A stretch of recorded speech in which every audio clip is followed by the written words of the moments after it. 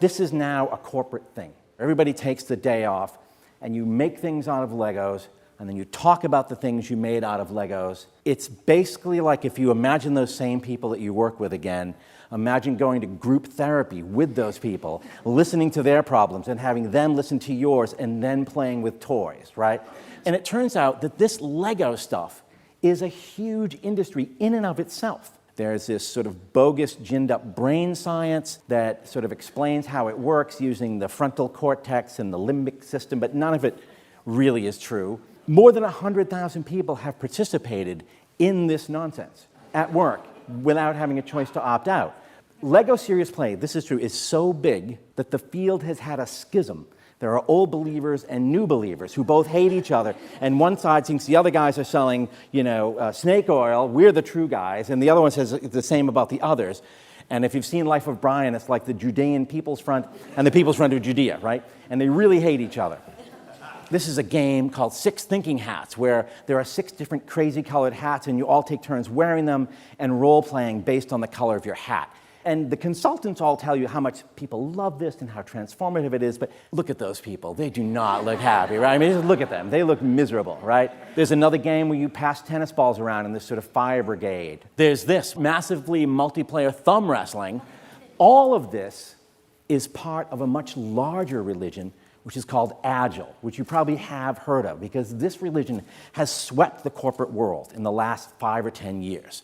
Now, Agile really began as a one-page manifesto for how to write software faster. And it was written by 17 software gurus who met for one weekend in Utah at Snowbird, the ski area. And they just banged out this little list of principles, and it has morphed into everything. It's like the blob, right? It worked for writing software, and it still does. So then people thought, well, why don't we use it for everything? We could have Agile lawyers, Agile bloggers, Agile marketing, Agile sales, right? Then it morphed up another layer and became Agile can actually transform the organization itself. Nobody who created Agile ever envisioned that, but there have now been 4,000 books written about Agile. Agile has a rival called the Lean startup, which is, you notice they both have the circle kind of thing, because they both work in this thing where you chase your tail endlessly at work, right? The Lean startup was created by a guy who wrote a book called The Lean Startup. And his claim to fame was, after college, he and a few friends co-founded a startup. He left after a few years. The startup really never amounted to anything. And this guy said, I should teach other people how to do this. And that has morphed also into a way to transform entire organizations. And the intellectual underpinning is the Toyota manufacturing process. So you took a methodology used to build cars, and now you used it as a way to rewire human beings. There are a couple problems with Agile, right? One is that there is no Agile. There's a million Agiles. There are as many versions of Agile as there are practitioners. So I tracked down one of the guys who wrote the original manifesto, the one-page thing. And I said, what do you make of all of this stuff, all of this Agile stuff? And his answer was, I'd say about 90% of it is bullshit, right?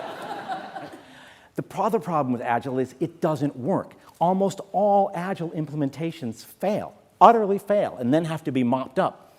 I found an Agile consultant who said this is destroying people's lives, because it isn't just that you spend weeks or months learning this nonsense and then nothing changes. It's that people get fired or people quit because they can't stand the madness anymore, and also because companies use Agile as a way to get rid of older workers. They can't fire you for turning 50, but what they can do is invent this pile of nonsense and new way of working that you have to adapt to, and then tell you, I'm sorry, you're not Agile enough. IBM is putting 300,000 people through Agile training, right? GE is putting 300,000 people through Lean startup training.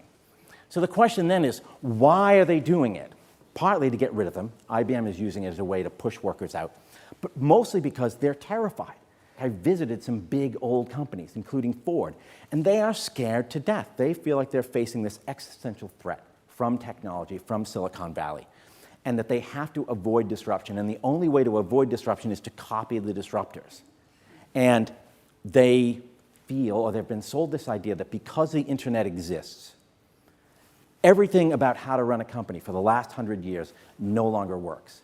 It no longer applies.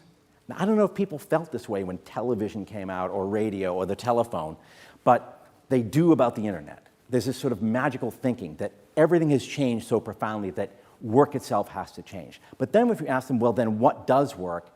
They don't know. And so we're in this age of experimentation where they try new things, see if it works, and if it doesn't, they'll try something else. Basically, we are participating in these massive experiments in behavioral psychology, right? Organizational behavior. And we are the lab rats.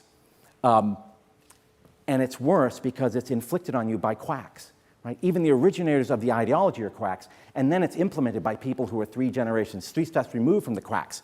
So there are people who do things like mix Agile and Lean. So Agile has a concept called scrums, where you work in little groups. In Lean, they call it a Kanban. In the hybrid model, they call it a Scrumban. Now, if you can imagine going to work and it keeps changing, eventually you're going to leave, right? Because it's nuts. This is one of my favorite quotes, and it's from 60 years ago, right? That the risk of the future is that we may become robots.